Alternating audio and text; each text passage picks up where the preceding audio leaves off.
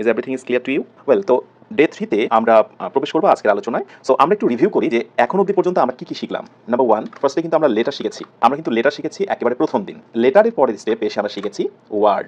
লেটারের পরের স্টেপটা হচ্ছে ওয়ার্ড। এবং এই ওয়ার্ড আলোচনা করতে যে আমরা কিন্তু বলেছি যে ওয়ার্ড যখনই আমরা শিখবো সেখানে কিন্তু বেশি করে গুরুত্ব দেব নাউন, ভার্ব, অ্যাডজেক্টিভ এবং হলো অ্যাডভার্ব। ওকে, এবং তোমাদের কি মনে আছে যখন আমি বললাম যে ওয়ার্ড যখন আমরা কোনো শিখতে যাব, কোনো ওয়ার্ড মুখস্থ করব, তখনই কিন্তু প্রতিটি ওয়ার্ডকে আমরা এই 4টি ফরম্যাটে ভাগ করে শিখবো। এগুলোর নাম ডিরাইভেটিভস। মনে আছে? ডিরাইভেটিভস। ওকে, সো এইভাবে করে আমরা শিখবো। ওকে, সো লেটার শেষ হলো, ওয়ার্ড শেষ হলো। এবার পরের স্টেপ যেটা আমাদের চলে আসে সেটি হলো সেন্টেন্স। সেটি হলো সেন্টেন্স, রাইট। আজকে আমরা কথা বলবো যে টপিকটি নিয়ে, সেটি হলো সেন্টেন্স। একটু নড়ে সরে বসো, বিকজ আজকের লেসনটি বলা যেতে পারে গ্রামারের খুবই গুরুত্বপূর্ণ বিষয়। এটা একেবারে সবার জন্যই সমহার ইম্পর্টেন্ট। যারা বেসিক বোঝো না তাদের জন্য, অ্যান্ড অবভিয়াসলি একেবারে হায়ার লেভেলে চলে গেছো, বিসিএস প্রিপারেশন হতে পারে, অ্যাডমিশন হতে পারে, সেন্টেন্স মেকিং এর ব্যাপার আসতে পারে, ট্রান্সলেশন আসতে পারে। In every sector sentence is a must condition. খুবই গুরুত্বপূর্ণ একটি টপিক হচ্ছে সেন্টেন্স, রাইট। সেন্টেন্সের বাংলাটা কি? সেন্টেন্সের বাংলা হচ্ছে বাক্য, রাইট। আমরা কিন্তু ছোটবেলায় বাক্য রচনা করা শিখেছি, একটা ওয়ার্ডকে দিয়ে একটা সেন্টেন্স তৈরি করা শিখেছি। লাইক আমি ছোটবেলায় একটু তোমাদেরকে ফিরিয়ে নিয়ে যাই যে পেন দিয়ে বাক্য রচনা করো। তো ছোটবেলায় এইভাবে শেখানো হতো যে ইট ইজ আ পেন। এরপরে বলা হলো ডগ, বলা হলো ডগ দিয়ে একটি বাক্য রচনা করো, একটি সেন্টেন্স তৈরি করো। তাহলে তোমাকে শেখানো হয়েছে প্রত্যেকটাতেই তুমি ব্যবহার করতে পারবে ইট ইজ আ ডগ। খুব মজা। ইভেন আমিও ছোটবেলা এভাবে আমার স্টার্টিংটা হয়েছিল, সেন্টেন্স বা বাক্য রচনা আমি ইংরেজিতে এইভাবে করতাম। আমাকে শেখানো হয়েছিল যে ইট ইজ দিয়ে শুরু করবে, আর যেটা দিতে বলা হয়েছে সেটা শুধু লাস্টে বসে দেবে, ঝামেলা শেষ। ওকে, ডান। বাট সমস্যা হচ্ছে ম্যান দিয়ে যদি বাক্য রচনা তোমাকে করতে বলে বা ম্যান দিয়ে তোমাকে একটি সেন্টেন্স তৈরি করতে বলে, তো এই জায়গাটায় ইট ইজ আ ম্যান, তুমি কি এটা বলতে পারবে ইট ইজ আ ম্যান? একবার ভেবে দেখো, তুমি কি ইট ইজ আ ম্যান বলতে পারবে? না। অনেকে বুঝে ফেলেছে, অনেকের ভাবনা আচ্ছা পেন একটি জড় বিষয়বস্তু, তাহলে ইট বলা যেতে পারে। ডগ যার বুদ্ধি নেই, নন হিউম্যান, যা মানুষ নয়, জড় বুদ্ধি সম্পন্ন, তাহলে সেখানেও ইট ব্যবহার করা যেতে পারে। ইতর প্রাণী, বুদ্ধি নেই, ইট ব্যবহার করা যেতে পারে। কিন্তু একটা মানুষ যার প্রাণ আছে, আমি তুমি, এক্ষেত্রে কি ইট ব্যবহার করা যায়? আমার মনে হয় যে এমন কেউ নেই যে এটা তোমরা ভুলটা ধরতে পারছো না। প্রত্যেকে বুঝে গেছো যে এই জায়গায় আর যাই হোক ইট ব্যবহার করা যাবে না, রাইট। সো এই জায়গাটা যদি আমি এখন ফাঁকা রাখি, এবং ফাঁকা রেখে যদি দুইটা অপশন দিই, একটা হচ্ছে ইট, আরেকটা হচ্ছে হি, আরেকটা হলো শি, তাহলে ইট যে হবে না তুমি এটা বুঝে গেছো, রাইট। ইট যে হবে না তুমি বুঝে গেছো, বিকজ ম্যানকে আমি ইট বলতে পারি না। এখন প্রশ্ন হচ্ছে আমি কি হি নেবো নাকি শি নেবো? অবশ্যই আমি হি নেবো, বিকজ আমি ম্যান বলেছি, আমি তো উইম্যান বা মহিলা বলিনি। সো যখনই পুরুষ মানুষকে বোঝাচ্ছি তখন সেখানে কি দিচ্ছি? হি দিচ্ছি। দিস ইজ কল্ড বেসিক জ্ঞান, একেবারে তোমার প্রারম্ভিক জ্ঞান বলতে এটাই বোঝানো হয়। তাহলে এই পাশের যে বিষয়গুলো, দিস ইজ কল্ড ওয়ার্ড। আর এই যে পূর্ণাঙ্গ বড় বড় আরো সাথে কিছু ওয়ার্ড লাগালাম, ইট একটা ওয়ার্ড, ইজ একটা ওয়ার্ড, এ একটা ওয়ার্ড, পেন একটা ওয়ার্ড, ইজ ইকুয়াল টু এই সবটুকু নাম হয়ে গেল সেন্টেন্স। তাহলে বলা যেতে পারে যে এক সূত্রে গাথা লেটার, ওয়ার্ড এবং সেন্টেন্স।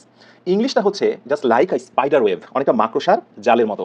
মাকড়সার জালের মতো একটা জিনিস না শিখলে আরেকটাতে তুমি ধাক্কা খাবে। তুমি যদি লেটারের ফাংশনটা ভালো করে না বুঝো তাহলে ওয়ার্ডে এসে সমস্যা ফেস করবে, ওয়ার্ডটা ভালো করে না ক্লিয়ার হলে তুমি সেন্টেন্সের সমস্যা ফেস করবে, অ্যান্ড অবভিয়াসলি সেন্টেন্সের সমস্যা থাকলে পরবর্তীতে আরো অনেক লেসন আছে, ইংরেজির অনেক আলোচ্য বিষয় আছে যেখানে তোমার সমস্যা হবে। আমাদের বেসিকের সমস্যাটা এখান থেকেই শুরু, যেহেতু গোড়াতে আমাদের প্রবলেম। লাইক এই জন্য আমি একেবারে ছোট জায়গা থেকে শুরু করেছি। আজকে আমরা সেন্টেন্স নিয়ে কথা বলবো, আই মিন বাক্য। আমি যদি বাক্যকে সংজ্ঞায়িত করি, একটু ভালো করে বোঝো। সেন্টেন্স মূলত আমাদের কথার পূর্ণাঙ্গ অভিব্যক্তি। এটা একেবারে সাধারণ সংজ্ঞা, হয়তো তুমি কোনো গ্রামার ওইভাবে পাবে না। সেন্টেন্স হলো আমাদের কথার পূর্ণাঙ্গ অভিব্যক্তি। পূর্ণাঙ্গ মানে কি? ইট ইজ আ পেন বললে কথাটা ক্লিয়ার হয়ে যায়। ইট ইজ আ পেন, এটা একটা কলম। কিন্তু আমি যদি শুধু পেন বলি তাহলে কি পূর্ণাঙ্গ হয়? না। কলম, কলমটা কি? কার কলম, কেমন কালার? সো ওয়ার্ড কিন্তু পূর্ণাঙ্গ কিছু নয়, বরং সেন্টেন্স হচ্ছে একজন মানুষের মনের কথাকে পূর্ণাঙ্গভাবে বলার একটি মাধ্যম। তার মানে একজন মানুষ যখন বড় হয় তখন তার পূর্ণাঙ্গতা আসে সে বাক্য বলার মাধ্যমে, সেন্টেন্স বলার মাধ্যমে। আর যখন একজন মানুষ, মানুষ বলবো না, একটা শিশু, তার জীবনের শুরুটা কিন্তু ওয়ার্ড দিয়ে হয়, ছোট ছোট একটা একটা করে ওয়ার্ড বলে, মা, বাবা, ভাই, এরকম। বাট আমি তুমি আমার এই স্টেজে এসে মা, বাবা, ভাই, বোন এরকম বলে কিছু মানাবে? নেভার। সো আমাকে বলতে হবে তুমি আমার মা, সে আমার বাবা, আমি বাবাকে অনেক ভালোবাসি। তার মানে সেন্টেন্স হচ্ছে ওয়ার্ডের একটি বড় রূপ। ভালো করে বুঝে নাও, সেন্টেন্স হচ্ছে ওয়ার্ডের একটি বড় রূপ। তার মানে লেটার, ওয়ার্ড এবং সেন্টেন্স। এদের মধ্যে সবচাইতে জুনিয়র কে বলতো? মানে সবচাইতে ছোট কে? লেটার। তার থেকে বড় কে? ওয়ার্ড। বলতো ওয়ার্ডের থেকে বড় কে? Sentence, right. এইভাবে সিকোয়েন্স ওয়াইজ আমরা শিখে যাব। তো সেন্টেন্স নিয়ে আমরা আজকে কথা বলবো। আমরা মনের যত কথা বলি সেগুলোই তো বেসিক্যালি সেন্টেন্স। এখন আমি তোমাকে যদি বলি যে আমরা আসলে কত রকমের কথা বলি, আমরা কত রকমের কথা বলতে পারি, সেই বিষয়টা নিয়ে আজকে আমরা কথা বলবো। তো সরাসরি আমরা এখন চলে যাব নিট বইটা, যারা নিয়ে ফেলেছো নিট বইটা খুলে ফেলো, অ্যান্ড দেন এই বইয়ের আমরা এক এক করে শুরু করেছি। সো লেটার আমরা শেষ করেছি, লেটার অ্যালফাবেট শেষ করেছি, ওয়ার্ডটা মোটামুটি বুঝে ফেলেছি, অ্যান্ড দেন আমরা আজকে আলোচনা শুরু করব সেন্টেন্স, রাইট। ওকে, লেটার প্লাস লেটার মিলে যেমন ওয়ার্ড গঠিত হয়, ওকে, তেমনইভাবে ওয়ার্ড প্লাস ওয়ার্ড মিলে সেন্টেন্স গঠিত হয়। তার মানে বোঝা হয়ে গেল ওয়ার্ড প্লাস ওয়ার্ড মিলে হলো সেন্টেন্স। ওকে, সহজ কথায় সেন্টেন্স হলো এ সেট অফ ওয়ার্ডস বা ওয়ার্ডের সমাহার। তার মানে একটা সেন্টেন্সের ভিতরে কিন্তু অনেকগুলো ওয়ার্ড থাকতে পারে সেন্টেন্স মানে অনেকগুলো ওয়ার্ডের সমাহার, এ সেট অফ ওয়ার্ডস, ওয়ার্ডের সমাহার, অনেকগুলো ওয়ার্ড মিলে একটা সেন্টেন্স। সেন্টেন্সে যদি আমরা সাবলীল একটি সংজ্ঞার কথা বলি, সেন্টেন্সটা কি, বাক্যটা কি, এক বা একের অধিক ওয়ার্ড একত্রে বসতে হবে, কিন্তু যদি মনের ভাব সুন্দরভাবে প্রকাশ করে, মনের ভাব যদি সুন্দরভাবে প্রকাশ না করে তাহলে কিন্তু সেটি বাক্য হবে না, সেটি সেন্টেন্স হবে না। তুমি কখনো বলতে পারো না I saw a dead cow walking on the street. ভালো করে বুঝো, তোমরা একটু ভালো করে বুঝে নাও। এই যে বাক্যটা আমি দিলাম, I saw a dead cow, আমি একটি মরা গরুকে দেখেছিলাম, ওয়াকিং অন দ্য স্ট্রিট, রাস্তার উপর দিয়ে হেঁটে যাচ্ছিল। আমাকে বলো তো এটি কি কখনো সম্ভব? একটি মৃত গরু, একটি মরা গরু কখনো রাস্তায় হাঁটতে পারে না। তাহলে সেন্টেন্সটি কিন্তু তার যোগ্যতা হারিয়েছে। আমরা বাংলার ক্ষেত্রে যারা বাংলা গ্রামার বুঝি তারা কিন্তু জানি যে একটি আদর্শ বাক্যের, একটি সেন্টেন্সের বাংলা ক্ষেত্রে তিনটি গুণাবলী, যোগ্যতা, আসক্তি, আকাঙ্ক্ষা। তেমনি ভাবে এখানে যোগ্যতার ঘাটতি ঘটে গেল, কোনোভাবে আমরা এটি বলতে পারি না। সো মনের ভাব সুন্দরভাবে প্রকাশ করতে হবে, সেন্টেন্সটিকে যথাযথ মনে হতে হবে। সো আমি এটার পাশে লিখে দিলাম ইনকারেক্ট। ওয়েল, সো মনের ভাব সুন্দরভাবে প্রকাশ করতে হবে, তবেই তাকে সেন্টেন্স বলে। Sentence is a group of word that gives a complete thought. Complete থটে আন্ডারলাইন করো। মনের ভাব সুন্দরভাবে প্রকাশ করবে এবং সেটি হবে কমপ্লিট থট, পূর্ণাঙ্গ চিন্তা হবে। একটা কথা বলতে বলতেই লাস্টে আর কিছুই বললাম না, তাহলে কিন্তু সেটা শেষ হবে না। লাইক আমি যদি বলি যে হোয়েন আই মেট, এইখানে ডট ডট রেখে দিলাম, এটি কিন্তু কোনো বাক্য নয়, এটি কিন্তু কোনো সেন্টেন্স নয়, কারণ এরপরে একটি কথা থেকে যায় যখন আমি সাক্ষাৎ করেছিলাম। সেন্টেন্স হতে গেলে সেখানে একটি পূর্ণাঙ্গতা আসতে হবে, কিছু একটা আসতে হবে। সো কমপ্লিট থট হতে হবে, মনের ভাব সুন্দরভাবে প্রকাশ করতে হবে, তাহলে কিন্তু সেটা কি হবে, সেন্টেন্স হবে। খালি বললেই হবে না এটা সেন্টেন্স কিনা। ওকে, এবারে আমরা কিছু এক্সাম্পল দেখব। যেমন আমি যদি বলি Sumi reached home safely, Sumi নিরাপদে বাড়ি পৌঁছেছিল। ওকে, এখানে তোমরা সুমিতে আন্ডারলাইন করো, এটা একটি বাক্য এবং তার সুন্দর একটি অর্থ আছে, সুমি নিরাপদে বাড়ি পৌঁছেছিল। ওকে, শি ওয়েন্ট টু মার্কেট, সে বাজারে গিয়েছিল, এটাও সাবজেক্ট, এটা সাধারণ একটি বাক্য, সে বাজারে গিয়েছিল। ডান। স্লিপ অন দ্য ফ্লোর, মেঝেতে ঘুমাও, স্লিপ অন দ্য ফ্লোর, মেঝেতে ঘুমাও। এবার একটু লক্ষ্য করে দেখো, আগের দুইটা বাক্যতে কিন্তু একটা করে সাবজেক্ট ছিল, মানে ব্যক্তি ছিল, কাজ যিনি করছে ওই ব্যক্তিটার নাম উল্লেখ ছিল। কিন্তু দেখো তো এই যে পরের যে বাক্যটা আমি বললাম স্লিপ অন দ্য ফ্লোর, মেঝেতে ঘুমাও, এই বাক্যে কি কোনো সাবজেক্ট আছে? রহিম মেঝেতে ঘুমাও, করিম মেঝেতে ঘুমাও, এরকম কোনো সাবজেক্ট আছে? নেই। তাহলে এই বাক্যটাতে তোমরা একটু আন্ডারলাইন করবে। এবার আমি তোমাকে যদি বলি এটাও একটি বাক্য মানে সেন্টেন্স, এটাও একটি সেন্টেন্স, এটাও একটি সেন্টেন্স, বলো তো এই তিনটা সেন্টেন্সের ভিতরে পার্থক্য কি? আচ্ছা, প্রথমত বলি এটা আর এটার ভিতরে কোনো পার্থক্য নেই। সেক্ষেত্রে আমি তুলনা করব এটা আর হচ্ছে এটা। ভালো করে বুঝো, এই দুইটার মধ্যে পার্থক্যটা কি? পার্থক্য হলো একটা সাবজেক্ট দ্বারা শুরু হয়েছে আর আরেকটা ভার্ব দ্বারা শুরু হয়েছে। ভার্ব মানে হলো কোনো কিছু করা, হওয়া, দেখা ইত্যাদি। স্লিপ মানে ঘুমানো, এটি একটি কাজ। ওকে, কোনো অ্যাক্টিভিটি বোঝালে সেটি ভার্ব হয়। তাহলে এটি সাবজেক্ট দ্বারা শুরু হয়েছে আর এটি ভার্ব দ্বারা শুরু হয়েছে। এখন ইংরেজিতে এগুলো কিন্তু আলাদা আলাদা নাম হয়। যেমন বাক্যটা যদি একেবারে সাদামাটা সাবজেক্ট দ্বারা শুরু হয় তাহলে তার নাম হবে অ্যাসার্টিভ। আর যদি কোনো বাক্যের শুরুতেই ভার্ব থাকে, মানে সাবজেক্ট নেই, ভার্ব দ্বারা শুরু হয়েছে, তাহলে তার নাম হবে ইম্পারেটিভ। এখন তুমি যদি ভালো করে বুঝতে চাও, ব্যাপারটা একটু সহজ করে দিই, যে অ্যাসার্টিভ মানে হলো সাধারণ কথা, মানে সিম্পলি যে আমি খাই, আমি যাই, আমি ঘুমাই। বাট যখন ইম্পারেটিভ হবে তখন সেটা আদেশমূলক হবে, আদেশ, উপদেশ, অনুরোধ। যেমন মেঝেতে ঘুমাও, মেঝেতে ঘুমাও, দেখো এক ধরনের আদেশ হচ্ছে। সো এখানে কিন্তু একটা বিষয় তুমি বুঝে গেছো যে সেন্টেন্স জিনিসটা সহজ হলেও তার কিন্তু আবার অনেকগুলো ক্যাটাগরি বা ভাগ রয়েছে। ভালো করে বুঝে নাও কথাটা। সেন্টেন্স খুবই সহজ, আমরা যা কথা বলি সেটাই সেন্টেন্স, সেটাই বাক্য, কিন্তু আমাদের কথাগুলো কিন্তু বিভিন্ন ধরনের। যেমন একেবারে ফ্ল্যাট একটি কথা, আমি ঘুমাই। ওকে, আবার এমন হতে পারে আমি কি ঘুমাই, দেখো এবার কিন্তু আমি প্রশ্ন করলাম। আবার হতে পারে তুমি ঘুমাও, আদেশ করছি। আবার এমনও বলতে পারি আশাকাঙ্ক্ষা নিয়ে, যে আমি যদি ঘুমাতে পারতাম, এটা আশাকাঙ্ক্ষা। আবার এমনও বলতে পারি হুররা, আমি গত রাতে ঠিক সময় ঘুমিয়ে গিয়েছিলাম। হুররা, আমি লটারিতে 40 লাখ টাকা পেয়েছি। তুমি একটা বিষয় খেয়াল করেছো, আমরা কথাগুলোকে কত রকম ভাবে বলি। তাহলে সেন্টেন্স হচ্ছে বেসিক্যালি এই 5 ধরনের বলে থাকি। এই প্রকারগুলো আমি পরে পৃষ্ঠা দেখাচ্ছি, পরে পেজে। তাহলে হচ্ছে অ্যাসার্টিভ এবং ইম্পারেটিভ আমি জাস্ট লাইক তোমাদের দেখালাম। এবার পরে বাক্যটায় মে আল্লাহ হেল্প ইউ, আল্লাহ তোমাকে সাহায্য করুক, এখানে মেতে তোমরা আন্ডারলাইন করো। যদি কোনো বাক্যে এভাবে মে থাকে, মে, তাহলে বাংলা অর্থটা হয়ে যাবে ইচ্ছামূলক। যেমন আল্লাহ তোমাকে সাহায্য করুক, উইশ করা, ইচ্ছা করা, মে আল্লাহ হেল্প ইউ। সো যখন এরকম মে থাকবে তখন তার নাম হয়ে যাবে অপটেটিভ। আমি একটু একটু করে এখানে টাচ দিয়ে দিচ্ছি যাতে করে পরে তোমাদের প্রকারগুলো বুঝতে সুবিধা হয়। আমি এখান থেকে প্রকারে নিয়ে যাচ্ছি না তোমাদের, আমি তোমাদের অ্যাট এ গ্ল্যান্স আমি একটু ভিউটা দিচ্ছি। তাহলে সাধারণ একটি কথা অ্যাসার্টিভ, আদেশমূলক কথা ইম্পারেটিভ, মে দ্বারা শুরু, আশাকাঙ্ক্ষা বোঝাবে, করুক, হোক, হলে ভালো হয়, অপটেটিভ। আর এবার এই বাক্যটা দেখো, ডাজ হি লাইক ইউ, সে কি তোমাকে পছন্দ করে। এবার কিন্তু বুঝে গেছে এটা হচ্ছে প্রশ্ন করা। সো প্রশ্ন করার ইংরেজি কি? Simply interrogative. তাহলে প্রশ্নবোধক হলে সেটাকে আমরা বলছি ইন্টারোগেটিভ। তাহলে পরেটা বলো তো, হোয়াট ডাজ হি ডু, সে কি করে। এটা কি প্রশ্ন নয়? রাইট, এটাও প্রশ্ন। তাহলে এটাকে বলবো আমরা কি? ইন্টারোগেটিভ। অ্যাসার্টিভ, ইম্পারেটিভ, অপটেটিভ আর ইন্টারোগেটিভ। আরেকটা ধরনের আমরা কথা বলি, সেই এক্সাম্পলটা আমি এখানে দেইনি, সেটা কোনটা সেটা একটু আমি দিয়ে দিই। যেমন আমরা এরকম কিন্তু একটা কথা বলি যে হুররা, হুররা, আনন্দ কিনা, রাইট। তো যখনই এই চিহ্নটা চলে আসবে, এই চিহ্নটা চলে আসবে, তখনই তাকে আমরা বলবো এক্সক্লেমেটরি, এক্স এক্সক্লেমেটরি। তাহলে এই চিহ্ন যখনই থাকবে তখনই আমরা সেটাকে বলবো বিস্ময়, হঠাৎ চমকে যাওয়া কোনো কাহিনীতে আমরা হুররা, আনন্দ, অ্যালাস, দুঃখ।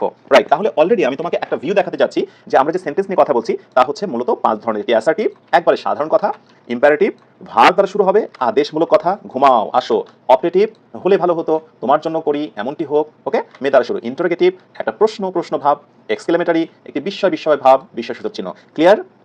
আমি এত কঠিন আলোচনা তোমাদের করতে পারি যে হয়তোবা তোমরা অনেকে ধরতে পারবে না, কিন্তু লাভ কি? আমি তো বেসিক দিয়ে নিয়ে কাজ করছি, আমি রাইট? সো এখানে আসি এবার। লক্ষণীয়, গ্রামারের নিয়ম মেনে উপরের প্রতিটি বাক্যতে একের অধিক ওয়ার্ড বসে প্রত্যেকটি এক একটি সেন্টেন্স হয়েছে। রাইট, এগুলো সেন্টেন্স হয়ে গেছে, আমরা এটা মেনে নিয়েছি। ডান। এবার আসো অজানা কথায়। সো যারা বই নিয়ে বসে গেছো, অজানা কথাতে একটু দারুণ করে দাগিয়ে নাও, বিকজ এখানে 3টে ইনফরমেশন তোমাকে ভালো করে জানতে হবে। নাম্বার 1, প্রতিটি সেন্টেন্সে কমপক্ষে একটি করে মেইন ভার্ব থাকা বাধ্যতামূলক। ইয়েস, এটা গুরুত্বপূর্ণ তথ্য আমরা পেয়ে গেলাম। সেন্টেন্স হলো এমন একটি বিষয় যার ভিতরে কমপক্ষে একটা করে মেইন ভার্ব থাকা দরকার। কি থাকা দরকার? ভার্ব থাকা দরকার। এখানে যতগুলো আমরা সেন্টেন্স পেয়েছি, যে ধরনেরই সেন্টেন্স হোক না কেন, যে প্রকারেরই সেন্টেন্স হোক না কেন, আমার কোনো আপত্তি নেই, কিন্তু এখানে একটা করে মেইন ভার্ব থাকবে। মেইন ভার্ব থাকবেই। Went, sleep, help, like, on, সবগুলোতে একটা করে মেইন ভার্ব থাকবে। সো আমি বলবো অজানা কথার এই লাইনের মেইন ভার্বে তোমরা একটু দাগিয়ে নাও সুন্দর করে, যে প্রতিটি সেন্টেন্সের একটা গুরুত্বপূর্ণ পয়েন্ট হলো সেখানে কি মেইন ভার্ব থাকতে হবে। প্রতিটা জিনিস একটা কন্ডিশন থাকে না, যেমন বিয়ের বাড়িতে কমপক্ষে বর কনে থাকার পরে আরেকটি কন্ডিশন হচ্ছে সেখানে একজন কাজী থাকতে হবে যিনি বিয়ের কাজটি সম্পন্ন করবেন, রাইট? মৃত ব্যক্তির জানাজার ক্ষেত্রে একজন ইমাম থাকবে, সেটা খুবই ম্যান্ডেটরি। এরকম প্রতিটা জিনিসের ক্ষেত্রে একটা জিনিসকে প্রধান করা হয়। একটা অনুষ্ঠান, বিশাল বড় আয়োজন, সেখানে একজন প্রধান অতিথি থাকে। তেমনি ভাবে তোমরা মনে রাখবে প্রতিটি সেন্টেন্স যত রকম বৈশিষ্ট্য যা থাকুক না কেন, একটা বৈশিষ্ট্য কমন, সেখানে ভার্ব অবশ্যই থাকবে। কি থাকবে? ভার্ব অবশ্যই থাকবে। ভার্ব ছাড়া কোনোদিন কোনো সেন্টেন্স গঠিত হয়নি, হবেও না। এই জন্য ভার্বকে বলা হয় সেন্টেন্সের প্রাণ। প্রাণ ছাড়া যেমন একজন মানুষ বাঁচতে পারে না, প্রাণ ছাড়া যেমন প্রাণী হওয়া যায় না, তেমনি ভার্ব ছাড়া কোনো সেন্টেন্স হতে পারে না। সেন্টেন্সে এসে তোমাকে এর যে জিনিসটা প্রথমে জানতে হবে সেন্টেন্সে, সেটি হচ্ছে ভার্ব। আমি কিন্তু বলে দিয়েছি verb is called the heartbeat of a sentence. একটি সেন্টেন্সের হার্টবিট বা প্রাণ হলো ভার্ব। তো স্ট্রং ভার্ব কি, উইক ভার্ব কি, সেটা একটু পড়ে নেবে, এটা নিয়ে পরে কথা বলা যাবে। এবার আমি দেখো দৈনন্দিন জীবনে ব্যবহৃত এমন 200টি গুরুত্বপূর্ণ ভার্বের 3টি রূপ দেওয়া হলো। এবার একটু মনে করে দেখো, যারা একটু বড় হয়ে গেছো তারা কিন্তু ছোটবেলায় এই ধরনের পড়াগুলো পড়েছিলে। Do, did, done, go, went, gone, মনে আছে? অ্যাভয়েড, অ্যাবোড, অ্যাবোড, মনে আছে? এইগুলো কিন্তু আমিও পড়েছিলাম, এবং যখন আমি এগুলো পড়তাম তখন আমি মনে করতাম যে আচ্ছা এগুলো শিখে লাভটা কি। আমি 200টা দিয়েছি। যদি কোনো স্টুডেন্ট মনে করে যে আমি ইংরেজিতে ভালো করতে চাই, ইংরেজি গ্রামার বুঝতে চাই, ট্রান্সলেশন করতে চাই, ফ্রি হ্যান্ডে লিখতে চাই, তাহলে তার জীবনে এই 200টি অসংখ্য ভার্ব আছে, অসংখ্য ভার্ব আছে। তার ভিতর থেকে শুধুমাত্র বেছে বেছে আমি 200টি দিয়েছি। তাহলে এবার একটু ভেবে দেখো তারা কতটা গুরুত্বপূর্ণ। তোমার কাজ হচ্ছে এখানে যে 200টি আছে টার্গেট নেবে প্রতিদিন, বেশি না, প্রতিদিন 20টা করে মুখস্থ করার চেষ্টা করবে। আমি জানি এর ভিতরে অনেকগুলো তোমার মুখস্থই আছে, যেমন অ্যাভয়েড, অ্যাবোড, অ্যাবোড। প্রতিদিন 20টা করে, এই যে 3টা ফর্ম আছে, 20টা করে, এক থেকে প্ল্যানিং করে 20টা করে টার্গেট নাও, 20টা করে টার্গেট নাও, এবং প্রত্যেকটা হাতে গুনে গুনে কমপক্ষে 20 বার করে পড়বা। কিভাবে? Abide, abode, abode, abide, abode, abode, abide, abode, abode, abide, abode, abode. এভাবে তোমাকে মুখস্থ করতে হবে না। তুমি যদি বলো যে আমি মুখস্থ করবো, তাহলে কিন্তু ইংরেজি তোমার কাছে ভয়ের কারণ মনে হবে। তোমার কাজ হচ্ছে মুখ দিয়ে শুধু দেখে দেখে 20 বার বলা। আমি ছোটবেলায় যখন এগুলো পড়তাম আমি নিজেও ভাবতাম যে আসলে এগুলো কি কাজে লাগবে, কি কাজে লাগবে জানো? এবার তোমাকে একটা ছোট্ট একবার রিয়েল এক্সাম্পল দিই তোমাদের। আজকে তোমার এই ছোট ছোট জিনিসগুলো মুখস্থ করা পরবর্তী জীবনে ইংরেজি শেখার ক্ষেত্রে একটি দারুণ সঞ্চয় হিসেবে কাজ করবে। একটি সেন্টেন্সের ভিতরে ওয়ার্ড দেখলেই তুমি চিনতে পারবে, এটাই কিন্তু সবচেয়ে মজা পাওয়ার বিষয়। সো আমি মনে করি ভোকাবুলারি হচ্ছে একটি সঞ্চয়, যেটা তোমার ইংরেজি পড়ার ব্যাপারটাকে অনেক বেশি ইজি করে দেবে, ইংরেজি ভাষাটাকে তোমার কাছে ইজি করে দেবে। একটা সেন্টেন্সে তোমার যদি 10টি ওয়ার্ড থাকে আর তুমি যদি 8টির মানে না জানো, তাহলে তোমার কাছে মনে হবে ও বাপরে কি কঠিন একটা জিনিস। সো ভোকাবুলারি খুবই মজার একটি জিনিস, জাস্ট দেখতে হবে, দেখতে থাকো। সো টার্গেট নিয়ে নাও, 20টা করে প্রতিদিন দেখবে। এই 200টা তোমরা অবশ্যই প্ল্যানিং করে শেষ করবে। এবারে আমরা মূল আলোচনায় চলে যাব, একবারে প্রথমে চলে যাব লেটারের যেখানে আলোচনা করছিলাম। ওকে, তো বলছিলাম যে সেন্টেন্সে মেইন ভার্ব অবশ্যই থাকা দরকার, আর এই কারণে আমি সেখানে তোমাদের নিয়ে গেছিলাম ভার্বটা মুখস্থ করতে হবে। নাম্বার 2তে এসে একমাত্র ইম্পারেটিভ সেন্টেন্স ছাড়া সকল সেন্টেন্সে একটি সাবজেক্ট থাকা বাধ্যতামূলক। আচ্ছা, আমি যখন ইম্পারেটিভ বললাম, ইম্পারেটিভ একটু আন্ডারলাইন করো বা গোল চিহ্ন দিয়ে দাও। আমি যখন ইম্পারেটিভ বললাম, তোমার মাথায় কি একটা বিষয় ভেসে উঠছে যাচ্ছে ইম্পারেটিভ জিনিসটা কি? যদি ইম্পারেটিভ বলার সঙ্গে সঙ্গে তোমার মাথায় এটা ভেসে না ওঠে যে ইম্পারেটিভ মানে হলো ভার্ব দ্বারা শুরু, একটু আমরা আগে চলে যাই। স্যার বলেছিল ইম্পারেটিভ মানে সেখানে কি দ্বারা শুরু হবে? ভার্ব দ্বারা শুরু হবে। বিস্তারিত আমার পরবর্তীতে নিয়মগুলো রয়েছে। সো ইম্পারেটিভ সেন্টেন্সে কি থাকে না? সাবজেক্ট থাকে না। সকল ধরনের সেন্টেন্সে সাবজেক্ট থাকে, শুধুমাত্র ইম্পারেটিভ সেন্টেন্স ছাড়া। আচ্ছা দেখো তো, এখানে সাবজেক্ট ছিল, এখানে সাবজেক্ট ছিল, এখানে সাবজেক্ট ছিল, এখানে ছিল। দেখো তো ইম্পারেটিভে কোনো ব্যক্তি, কোনো সাবজেক্ট আছে? নেই। জাস্ট জেনে নাও, মেনে নাও। ওকে, তাহলে ইম্পারেটিভে আমরা সাবজেক্ট সাধারণত পাই না। এবার একটা মজার ইনফরমেশন তোমরা জেনে নাও। ইংলিশে সবচেয়ে ছোট একটা সেন্টেন্স আছে, সবচেয়ে ছোট একটা সেন্টেন্স তো অনেক বড় হতে পারে তাই না, কিন্তু গো এটাও কিন্তু একটা সেন্টেন্স। তোমরা বলতে পারবে যে এটা কেন সেন্টেন্স? কেউ কি প্রুভ করতে পারবে যে গোটাকে আমরা কেন সেন্টেন্স বলছি, কেন এটাকে আমরা ওয়ার্ড বলছি না? দেখি কে পারে বলতে। গো হচ্ছে এখানে একটি সেন্টেন্স। কেন সেন্টেন্স জানো? বিকজ গো একটি ভার্ব। ভার্ব যেখানে থাকবে সেটি একটি সেন্টেন্স হতে পারে। তাহলে আমাকে বলো তো, আমি যদি বলি এগ মানে কি? ডিম। বলো তো এই এগ এটি কি ওয়ার্ড নাকি একটি সেন্টেন্স? এটা কি ওয়ার্ড হবে নাকি সেন্টেন্স হবে? আচ্ছা আমি বলে দিই, তোমাদের সময় দেবো না। সেটি হলো এগ এখানে হলো ওয়ার্ড। কেন বলো তো? বিকজ এগ মানে হলো ডিম, এটি কোনো ভার্ব না, এটি একটি শব্দ, এটি একটি ওয়ার্ড। কিন্তু গো এটি একটি ভার্ব, এটি একটি ভার্ব। সুতরাং ভার্ব হলে সেটি একটি সেন্টেন্স হতে পারে। সেন্টেন্স মানে সেখানে একটি ভার্ব থাকতে হবে। এটিকে আমরা সেন্টেন্স বলতে পারবো না বিকজ এখানে কোনো ভার্ব নেই। ক্লিয়ার? সো মোটামুটি বুঝে নিয়েছো যে ওয়ার্ড এবং সেন্টেন্সের ভিতরে মৌলিক পার্থক্যের প্রথম একটি বিষয় হলো সেন্টেন্সের ভিতরে অবশ্যই একটি কি থাকবে? ভার্ব থাকবে। ক্লিয়ার? ওকে, এবারে কাইন্ডস অফ সেন্টেন্স, যেটা নিয়ে অলরেডি আমরা কথা বলে ফেলেছি। কাইন্ডস অফ সেন্টেন্স নিয়ে আমরা অনেক কথা বলেছি। তো এই পর্যায়ে তোমাদের একটা গুরুত্বপূর্ণ আমি তথ্য দিই, বা তথ্য বলা যেতে পারে, বা সেন্টেন্স লাইক দিস তোমরা একটা নোট করে নিতে পারো। The quick brown fox jumps over the lazy dog. Okay, এবার বিষয় হলো যে অনেক সময় বিভিন্ন প্রতিযোগিতামূলক পরীক্ষাতে, বিশেষ করে কম্পিউটার অপারেটরের বা যারা কম্পিউটারের পরীক্ষা দিতে যায় তাদেরকে কিন্তু বলে যে এই সেন্টেন্সটা আপনি টাইপ করে দেখান, দেখি কয় মিলি সেকেন্ডে বা কয় মিনিট বা কতক্ষণের ভিতরে আপনি লিখে শেষ করতে পারেন। তো প্রশ্ন হচ্ছে যে এই সেন্টেন্সটার ভিতরে কি রহস্য আছে যে এটি লিখতে দেওয়া হয়? এটার পেছনে কারণ হলো কম্পিউটারের যতগুলো কিবোর্ড আছে এ বি সি থেকে শুরু করে যে 26টি যে বর্ণমালা রয়েছে সবগুলো কিন্তু এখানে রয়েছে। তোমরা পরবর্তীতে একটু থামিয়ে সুন্দর করে দেখবে এ বি সি ডি 26টি বর্ণমালা কিন্তু এখানে তুমি মাস্ট পাবে। সো এটার মধ্যে দিয়ে কিন্তু তোমার হাতের স্পিড এবং বিভিন্ন লেটারগুলো ঠিক সময় লিখতে পারছো কিনা চেকিং হয়ে যায়। সো ইংরেজি গ্রামারে এই জাতীয় সেন্টেন্সকে বলা হয় প্যানগ্রাম। প্যানগ্রাম একটু জেনে রাখতে হবে। প্যানগ্রাম মানে হলো যে কোনো একটি ভাষার শব্দকে প্যানগ্রাম বলা হয় যেখানে সবগুলো লেটারের একটি সংমিশ্রণ থাকবে একটি সেন্টেন্সে। রাইট? এটি কিন্তু একটি সেন্টেন্স, একটি সেন্টেন্স। ওকে, আচ্ছা এটি একটি সেন্টেন্স এবং এটাকে বললাম কি? প্যানগ্রাম। রাইট, এবার আমাকে তোমাদের বলতে হবে যে এইটা যে সেন্টেন্স তার প্রমাণটা কি। তাহলে এখানে আমি যে কারণে এটাকে সেন্টেন্স বলবো সেটা হলো জাম্পস। জাম্পস হচ্ছে একটি ভার্ব, এটা হচ্ছে ভার্ব। আমি কিন্তু বারবার রিপিট করছি, সেন্টেন্স মানেই কমপক্ষে সেখানে কি থাকতে হবে? ভার্ব থাকতে হবে। জাম্পস মানে হচ্ছে লাফ দেওয়া। আর ভার্ব কোনগুলো? ওই যে 200টি দিয়েছি, 200টি ভার্ব তুমি যদি পড়ে ফেলো ব্যাস তোমার মোটামুটি ইংরেজি শেখার যে বেসিকটা ওটা হয়ে গেল। So the quick brown Fox, দ্রুত এবং বাদামি রঙের একটি শেয়াল, জাম্পস লাফ দিল ওভার দ্য লেজি ডগ, কাদের উপর দিয়ে? অলস কুকুরের উপর দিয়ে লাফ দিল। ইংরেজিতে অনেক প্যানগ্রাম আছে, অনেক এরকম সেন্টেন্স আছে, কিন্তু সবচেয়ে পপুলার একটু জনপ্রিয় যে প্যানগ্রামটা ব্যবহার করা হয় সেটি হলো এটা। রাইট, আমরা এখন চলে আসি কাইন্ডস অফ সেন্টেন্সেস, সেন্টেন্সের প্রকার। অলরেডি সেন্টেন্সের প্রকার কিন্তু তুমি বুঝে ফেলেছো, বা আমি একটা ধারণা তোমাকে দিয়েছি। আমি এই জন্য ধারণা দিয়েছি এখানে কিন্তু তুমি একটু মজা পাবে যে ও আচ্ছা আচ্ছা এগুলো তো চেনা চেনা লাগছে। অর্থ অনুযায়ী সেন্টেন্স 5 প্রকার। এখানে অর্থ অনুযায়ী যে কথাটা আছে এইখানে তুমি একটু রেড করো। তাহলে এখানে কিন্তু একটা প্রশ্ন থেকে যায়, আচ্ছা অর্থ অনুযায়ী যদি 5 প্রকার হয় তাহলে আরো কোনো প্রকার রয়েছে কিনা? এটা কিন্তু একটা প্রশ্ন। ইয়েস, এটা যদি প্রশ্ন হয় তাহলে এর একটা উত্তরও আছে। অর্থ অনুযায়ী সেন্টেন্স 5 প্রকার। আর একটা হচ্ছে স্ট্রাকচার অনুযায়ী 3 প্রকার। আমি এখানেই লিখে দিচ্ছি, তোমরা পাশে নোট করে নাও, যেটা নিট বই অলরেডি আছে বাট এখানে নোট করে নিলে কাজে লাগবে। সেটা হচ্ছে নোট করে নিবে তোমরা, যেটা সেটা হলো সিম্পল, একটু নোট করে নাও, সিম্পল, কমপ্লেক্স অ্যান্ড কম্পাউন্ড। তোমাকে বুঝতে হবে না, তুমি হয়তো মনে করছো সর্বনাশ কত তথ্য পাচ্ছি, কত কিছু আমি এত কিভাবে মনে রাখবো। তোমাকে মনে রাখতে হবে না, তুমি দেখতে থাকো। মানুষ প্রতিদিন যত কিছু দেখে, যত কিছু শোনে সবটাই কিন্তু মনে রাখতে পারে না। তার কিছুটা মনে রাখে, পরের দিন আবার যখন দেখে তার সঙ্গে অ্যাড হয়, হতে হতে একটা সময় পূর্ণাঙ্গতা আসে। দেখতে থাকো সিম্পলি। সো নোট হলো সিম্পল, কমপ্লেক্স অ্যান্ড কম্পাউন্ড, এইগুলো হলো প্রকার, এইগুলো হচ্ছে সেন্টেন্সের প্রকার। তবে এগুলোকে বলা হয় স্ট্রাকচার অনুযায়ী, যেটা নিয়ে আমি একটু কথা বলবো না। বিকজ আমি যদি এখানে আজকের আলোচনায় যদি কোনোভাবে সিম্পল, কমপ্লেক্স, কম্পাউন্ড নিয়ে আলোচনা করি তাহলেই কিন্তু তোমাদের মাথাটা বিগড়ে যাবে। আর আমাদের সমস্যাটা ওখানে শুরু, আমরা স্টুডেন্টের মন মানসিকতা না বুঝে আলোচনা শুরু করে দিই। এই জিনিসটা শুধুমাত্র জেনে রাখো, অর্থ অনুযায়ী 5 প্রকার। আর এটা নিয়ে পরে কথা হবে। অ্যাসার্টিভ অলরেডি তোমরা জেনে গেছো, ইন্টারোগেটিভ, ইম্পারেটিভ, অপটেটিভ, আর এটা কি? এক্সক্লেমেটরি। এখন বিষয়টা কি, একটা জিনিসের অনেকগুলো নাম থাকতে পারে। অ্যাসার্টিভ যারই অপর নাম হচ্ছে ডিক্লারেটিভ, মানে বর্ণনামূলক, সাধারণ একটি কথা। ইন্টারোগেটিভ যেটা হলো প্রশ্নবোধক, সেটাকে আমি অন্য কথা বলতে পারি কোয়েশ্চেন, রাইট? প্রশ্ন। ইম্পারেটিভ আদেশমূলক, সেটাকে আমি বলতে পারি কমান্ড, কোনো সমস্যা আছে? অপটেটিভ আশাকাঙ্ক্ষামূলক। অ্যান্ড এক্সক্লেমেটরি, এক্সক্লেমেটরি মানে কি? জাস্ট বিস্ময়, রাইট? এবার এই সবগুলোর পাশে আমি ছোট ছোট করে একটা নোট দিয়ে দেবো। নোটগুলো তোমরা একটু দেখো, নিট বইয়ের পাশেই কিন্তু তোমাদের লিখার জায়গা আছে, ওই লিখার জায়গাটা একটু নোট করে নাও।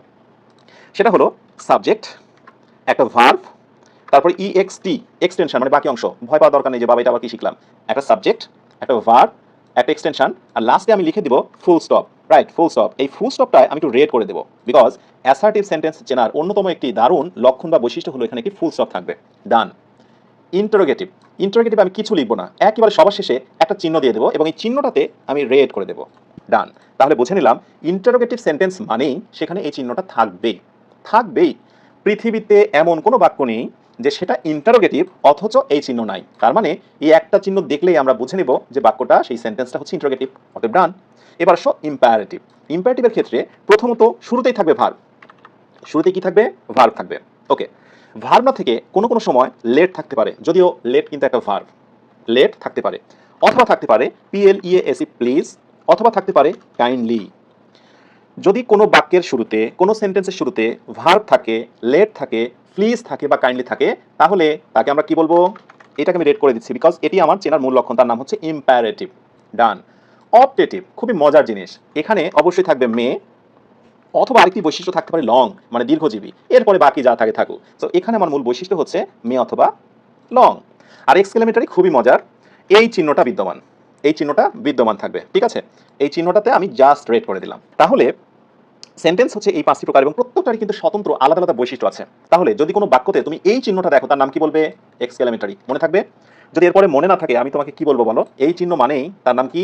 এক্সক্লেমেটরি। চিহ্ন দেখেই আমরা পৃথিবীর বেশিরভাগ জিনিস কিন্তু চিনে ফেলি। চিহ্ন, সিম্বল খুবই গুরুত্বপূর্ণ একটি বিষয়। লাইক ওই যে যখন তুমি ফোনের ফার্স্টে তুমি যখন হচ্ছে ইন্টারফেসে আসো, ফোনটা অন করলে কন্ট্যাক্ট কোনটা, তারপরে ফেসবুক কোনটা, তারপরে তোমার ইউটিউবিং কোনটা, তুমি কিন্তু নিচে লেখা খেয়াল করো না। তুমি দেখো ওই যে একটা সিম্বল আছে না ইউটিউব, আচ্ছা আচ্ছা রেড কালার ভিতরে একটু ত্রিভুজ আকৃতির চিহ্ন, ওটাই হচ্ছে ইউটিউবের চিহ্ন। রাইট, সো এই হলো বিষয় যে কিছু চিহ্ন দেখে বুঝে নিতে হবে। সো এক্সক্লেমেটরি মানে এই চিহ্ন। ডান। অপটেটিভ মানেই মে অথবা লং। ভার্ব দ্বারা শুরু হলে বা এগুলো থাকলে তার নাম ইম্পারেটিভ, কোয়েশ্চেন মার্ক থাকলে তার নাম ইন্টারোগেটিভ, আর সাবজেক্ট, ভার্ব, বাকি অংশ লাস্টে ফুল স্টপ, তার নাম কি হবে? অ্যাসার্টিভ। এই আলোচনা থেকে এখন আমি তোমাকে যদি প্রশ্ন করি, ভালো করে খেয়াল করো, তোমাকে প্রশ্ন করছি, প্লিজ হেল্প মি। এরপরে আমি বললাম যে I will do it, does he do it, may you be happy, alas I am undone, আমার পোড়া কপাল। ঠিক আছে, অথবা এমনও হতে পারে, একটু এখানে দিয়ে দিই, what a nice picture it is. এই চিহ্নটা কিন্তু শুরু থেকে মানে প্রথম ওয়ার্ডে পরে বসতে পারে, একটা পুরো সেন্টেন্সে পরে বসতে পারে। ঠিক আছে, জাস্ট একটু দেখে রেখো। এখন ধরো এই যে আমি এক্সাম্পলসগুলো দিলাম, আমি এক্সাম্পলসগুলো দিয়ে এখন তোমাকে জিজ্ঞাসা করছি, আচ্ছা তুমি আমাকে বলো তো, প্লিজ হেল্প মি, এটা কোন ধরনের সেন্টেন্স? কোন ধরনের সেন্টেন্স এই 5টির ভেতরে? তো এখন যদি তুমি এটা না পারো, এবং আমি কি বলবো যে উপরে রুলস পড়ে, উপরে শর্টকাট টেকনিক দেখে নিচের প্রশ্নের উত্তর দাও, তাও যদি না পারো, তাহলে আমি জীবনে সত্যি ব্যর্থ হয়ে যাচ্ছি তোমাকে শেখাতে। প্লিজ রয়েছে, এন্ড আই হোপ তোমার নজর পড়ে গেছে। আচ্ছা প্লিজ, হ্যাঁ পেয়েছি, অতএব এটার নাম কি? ইম্পারেটিভ। ইম্পারেটিভ। এবার একটা মজার কথা বলি, প্লিজ হেল্প মি, এই যে ছোট একটা বিষয় তুমি শিখলে না, তোমার কাছে মনে হচ্ছে এটা খুবই ফানি বিষয়। বিভিন্ন বড় বড় পরীক্ষাতে এই কোয়েশ্চেনটাই এমসিকিউ আকারে আসে। এমসিকিউ মানে 4টা করে অপশন দেওয়া থাকে, সেখানে কি বলা থাকে জানো? বলা থাকে যে এটি কি ইম্পারেটিভ, এটি কি অপারেটিভ, এরকম 4টি করে অপশন দেওয়া থাকে। এবার বলো তো, তুমি যদি বেসিকটা ভালো করে শিখে যেতে, ওই বড় হয়ে বিসিএস প্রিপারেশনের জন্য আলাদা করে কোনো বই পড়া লাগতো? Never. So basic to advance, simply এটা এমনি এমনি বিল্ড আপ হয়ে যায়। সো প্লিজ দেখে আমি বুঝে নিলাম, this is called imperative. Clear? এবং এখন কিন্তু একটা অন্যরকম কনফিডেন্স কাজ করছে, তোমার অন্যরকম একটা কনফিডেন্স কাজ করছে। ইয়েস, এটা আমি পারি, এটা আমি বুঝে গেছি। অ্যান্ড নিচেটায় চলে আসো, I will do it, I will do ইট, লাস্টে কি আছে? Full stop. এখন ফুল স্টপ কিন্তু অন্যগুলোতেও আছে। তুমি বলতে পারো যে স্যার আপনি না বলেছেন সবার শেষে ফুল স্টপ থাকলে সেটি কি বলে অ্যাসার্টিভ, তাহলে তো এটাই অ্যাসার্টিভ হবে। তো বাবা এটা অ্যাসার্টিভ হবে, আমি মানলাম। তো এটা শুরুতে কি আছে বা একটু খেয়াল করে দেখো তো।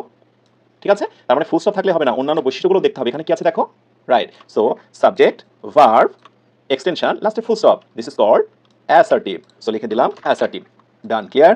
And does he do it, তোমার কি অনেক ভাবা দরকার আছে? দেখো তো চিহ্নটা কি? প্রশ্নবোধক, তাহলে এটার নাম কি? ইন্টারোগেটিভ। আর তুমি বাংলা বুঝলে তো পেরেই যাবে, সে কি এটা করে? প্রশ্ন প্রশ্ন ভাব, তাই না? So this is question or interrogative. ঠিক আছে, may you be happy, may you be happy, এটি কি বাক্য, এটি কি সেন্টেন্স? মে আছে, অতএব কোনো কথা নেই। লং লিভ দ্য কিং, আমরা এরকম বলতে পারি, long live the king, may you be happy, may you prosper in life. Right, so may রয়েছে, it's optative, optative sentence. And last হচ্ছে অ্যালাস, লাস্ট হচ্ছে অ্যালাস আই অ্যাম আনডান। এবার আমাকে বলো তো, এই চিহ্ন দেখে তুমি কি বলবে? এক্সক্লেমেটরি। খুবই সিম্পল বাক্য, এক্সক্লেমেটরি। অ্যান্ড আরেকটা আছে, সেটা ওই পেজে চলে গেছে, আমি একটু নিয়ে নিই।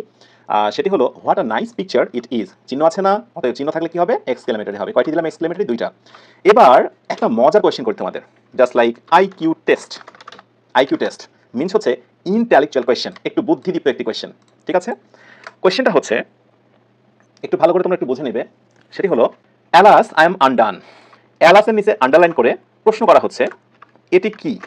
অপশন এ ইন্টারজেকশন, অপশন বিতে বলা হলো যে এটি হলো এক্সক্লেমেটরি। এক্সক্লেমেটরি। ওকে, অ্যালাসের নিচে আন্ডারলাইন করে বলা হলো যে এটি কি ইন্টারজেকশন নাকি এটি হলো এক্সক্লেমেটরি। এবার দেখি আমি তোমাদের কমেন্টগুলো দেখবো কি অবস্থা। কুইক ঝটপট আনসার করো। এই আইকিউ টেস্টের অ্যালাস আই এম আনডান, আন্ডারলাইনটা বেসিক্যালি এই পর্যন্ত হবে, এই চিহ্ন পর্যন্ত হবে। দেখা যাক কি অবস্থা। এবার দেখো, এই চিহ্নটা দেখলে আমি কিন্তু তোমাদের এক্সক্লেমেটরি বলেছিলাম, বাট তোমার কি একটা বিষয় মনে আছে? এক্সক্লেমেটরি কি বলো তো? এক্সক্লেমেটরি কিন্তু একটা সেন্টেন্স, সেন্টেন্স। ভালো করে বুঝে নাও প্রাণ খুলে। এক্সক্লেমেটরি একটা সেন্টেন্স, আমরা তো সব সেন্টেন্সে প্রকাশ করছি, তাই না? তাহলে এবার আমাকে বলো তো, অ্যালাস এটি কি কোনো সেন্টেন্স? এই পর্যন্ত কি কোনো সেন্টেন্স? না। তাহলে যেহেতু সেন্টেন্স না, তাহলে এক্সক্লেমেটরি তো নয়, কারণ এক্সক্লেমেটরি কিন্তু একটা সেন্টেন্স। ওকে, তাহলে এটি এক্সক্লেমেটরি নয়, এটি হলো ইন্টারজেকশন। ইন্টারজেকশন কিসের প্রকার মনে করে দেখো, পার্টস অফ স্পিচ, মানে একটা ওয়ার্ডের প্রকার। Noun, pronoun, adjective, verb, adverb, preposition, conjunction, interjection. মনে আছে? ইন্টারজেকশন হচ্ছে এই ওয়ার্ডটা, মানে একটা ওয়ার্ডকে যখন আলাদা করে বলা হয়, this is called interjection. But এইবার যদি বলা হয় এই একই সেন্টেন্স পুরোটাতে আন্ডারলাইন করা হলো, পুরোটাতে আন্ডারলাইন করে দিয়ে বললো যে এই পুরোটা ইজ আ অথবা অ্যান, একটা সাধারণ জিনিস তুমি যদি না জানো তাহলে বড় হয়ে বিভিন্ন পরীক্ষাতে কিন্তু সমস্যা তৈরি হয়ে যায়। সো বলছে যে এই আন্ডারলাইন করা পুরো অংশটুকে আমরা কি বলতে পারি? এবার মনে হয় আর তোমাদের সমস্যা হবে না। পুরো অংশ এই চিহ্ন আছে, বুঝে ফেলেছি, এটা হচ্ছে এক্সক্লেমেটরি সেন্টেন্স, আর এটি হচ্ছে একটি ওয়ার্ড, এটার নাম ইন্টারজেকশন। চিহ্ন এক, কিন্তু গ্রামারের প্রকার কিন্তু হচ্ছে আলাদা। আশা করি বুঝতে পেরেছো যে ইংরেজির জিনিসটা বেসিক থেকে শিখতে হয়, ভালো করে বুঝে নিলে পরবর্তীতে আর কোনো প্রবলেম হয় না।